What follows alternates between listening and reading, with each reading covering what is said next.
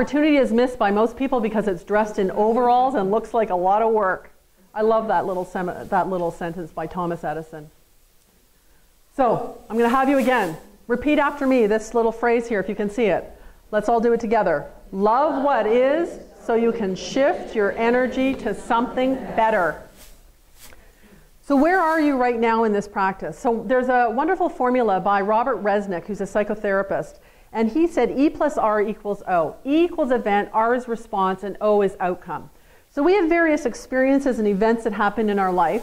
We have various responses that we can choose from. And while we can't change the event, we can actually change our interpretation and as a result, the response to how that event occurs through us and how we want to interpret it.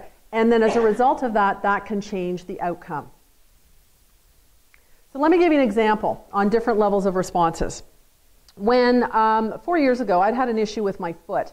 And it took a long time to get it properly diagnosed. And at 7 p.m. on a Tuesday night, I get a call from the surgeon saying, you know, Liz, we have your pathology report on the sole of your foot. And by the way, the next 4 words changed my life. Because I really wasn't anticipating it. You know, I'm thinking a chiropractor, I've run half marathons on this little sucker. It's been painful, but hey, my running joke is suck it up, buttercup. You know, I don't want to be one of those whiny patients. So I just, you know, whatever. So anyway, so he phones, he says, by the way, Liz, you have got cancer. So that's the event. All right. First response, you can imagine. My stomach drops, knots in the stomach, feel sick to my stomach. What does this mean to me? Very visceral. What does this mean to my husband? What does this mean to my family? What does this mean to my practice? What does this mean to my life? Then I went through into a mental mode and thought, put my doctor's hat on. Okay, what type of cancer is this? Synovial sarcoma, synovial sarcoma. Then I did the little Rolodex on what that means. What is the treatment? What are the options?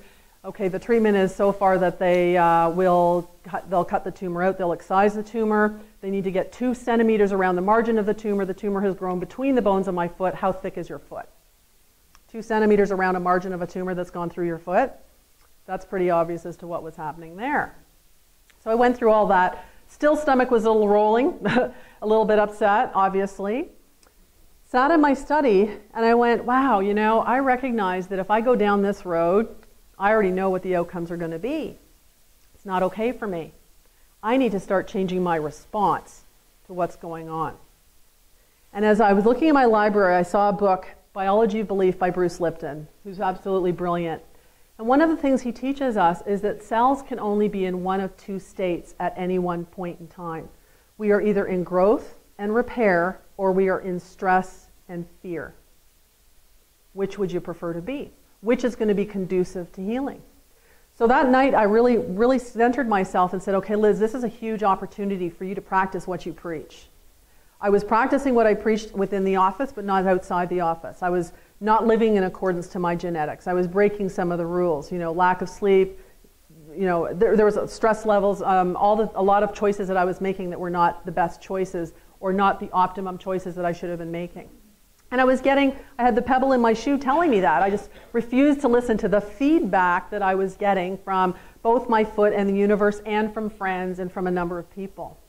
So at that point then I said, you know what, universe, you're going to send me someone that I know that is going to help me treat this naturally. I'm not going to have my foot removed. I'm not going to do chemo. I'm not going to do radiation. I know that I created it. I know I can heal it. The body is a self-healing organism. Given the right conditions, I know that's going to happen. I have to align everything. So within 24 hours, someone called me with the name of Nick Gonzalez in New York City. Treats cancer naturally. MD, immunologist, treats cancer naturally. At first he said, I'm not going to accept you as a patient. I'm like, well, yes, you are. What do you mean, no? You know, goes, well, you really should have the surgery. I said, no, the surgery is not an option. I said, Nick, you don't know me. I said, for me, a no, basically, in this scenario, means that it's just a premeditated yes. So you're either going to say yes to me tomorrow, the day after, or the day after that, because I am going to be your patient. But how often do you say, get a no, and you give up? You don't ask again, right? So the point I really want to make here is that in that event of having a diagnosis of chaos in my foot that I know I created, consciously and unconsciously in various events, contributed to, I had a number of responses.